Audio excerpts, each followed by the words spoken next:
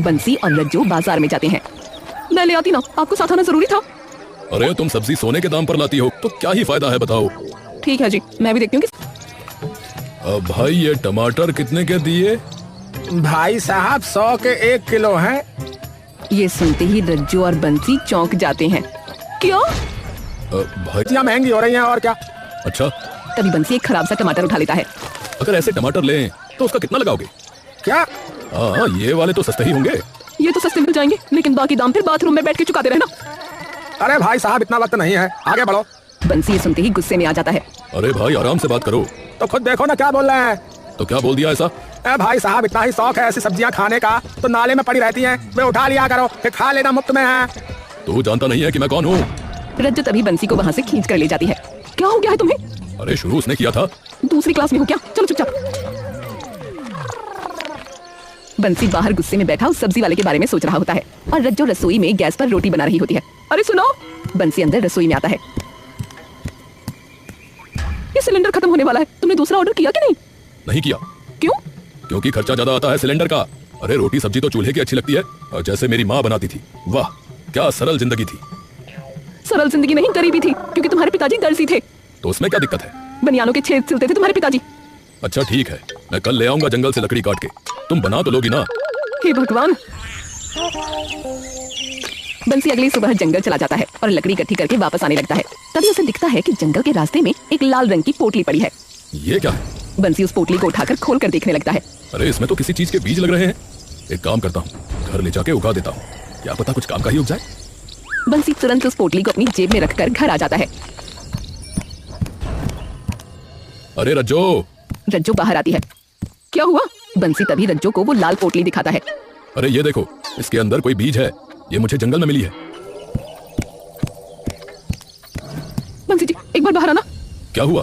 अरे हाँ, ये तो एक बार। बंसी जैसे ही बाहर निकलता है, रज्जो तभी गेट बंद करके अंदर घुस जाती है। अरे क्या हुआ? मुझे बाहर खड़ा करके गेट क्यों बंद कर दिया? कौन हो तुम? क्या? बताओ कौन हो? मेरे पति के पीछे क्यों पड़े हो? अरे क्या बोल रही हो?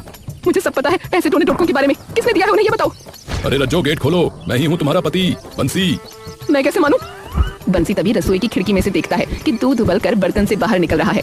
अरे रज्जो, अरे दूध निकल गया, अरे भागो, अरे अभी क्या अभी, वरना 5 दिन चाय पीनी छोड़नी पड़ेगी। रज्जो एकदम से दरवाजा खोलती है। ये तो सच में तुम हो? अरे भागो, दूध निकल गया, भागो। बंसी भागकर तुरंत गैस बंद कर देता है और बाहर आ जाता है। अरे इतनी बड़ी आपदा आ गई थी और तुम्हें जरा भी नहीं पता? बंसी ऊपर से नीचे तक कांप रहा होता है। हे भगवान! अरे दूध ही निकला है, कोई भूकंप नहीं आया, ऐसे कांप रहे हो? अच्छा वो छोड़ो, ये देखो, ये मुझे बीच रास्ते में मिली थी। बच्चों को भी पता होता है कि सड़क पे पड़ी चीज नहीं उठानी चाहिए। अरे इसके अंदर कुछ बीज है, तो मैंने सोचा साथ ले जाता हूँ, क्यों खराब करने। पर है किस चीज के? अरे बीज हैं, जिस भी चीज के हों, कुछ ना कुछ तो उगेगा ही। चलो चलो बाहर आंगन में लगाते हैं इन्हें। बंसी और रज्जो बाहर आंगन में उन बीजों को बो देते हैं।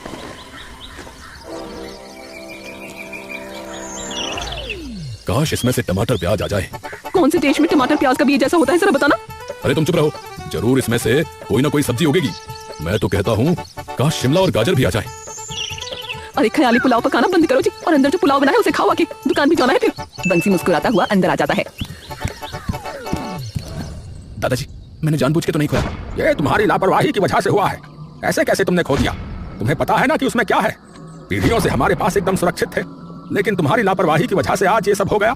मैं ढूंढ लाऊंगा दादाजी, पक्का। वो तो लाने ही पड़ेंगे, वरना इस घर के अंदर एक कदम मत रखना। तुम्हें मालूम है ना वो बीज अगर किसी गलत हाथ में लग गए तो कितनी बड़ी दिक्कत हो सकती है। बंसी अपनी दुकान से वापस आ रहा होता है।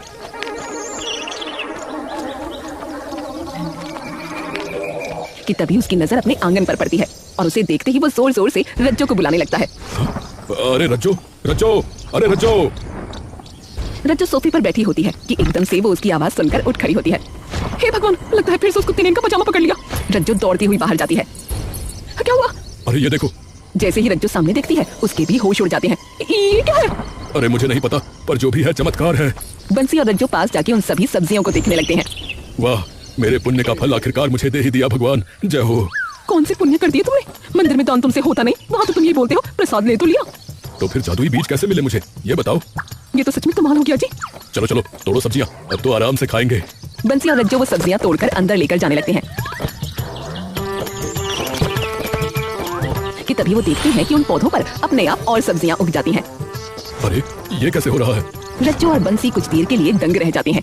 रज्जो तोड़ती जाओ, मेरे दिमाग में एक बहुत तगड़ी तरकीब आई है। रज्जो और बंसी कई सारी सब्जियां इकट्ठा कर लेते हैं।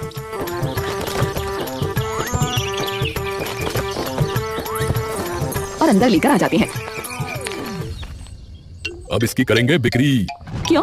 सोचो, अगर हम मंडी में इसे सही दाम पर बेचें तो सभी हमारे पास आएंगे, क्योंकि मंडी में महंगाई बढ़ी हुई है। ये तो सही कहा, सिलेंडर लेंगे सबसे पहले तो। हाँ, अब खाना चूल्हे पर ही बनेगा। हाँ, तो खुद बना लेना। आदत खराब है तुम्हारी।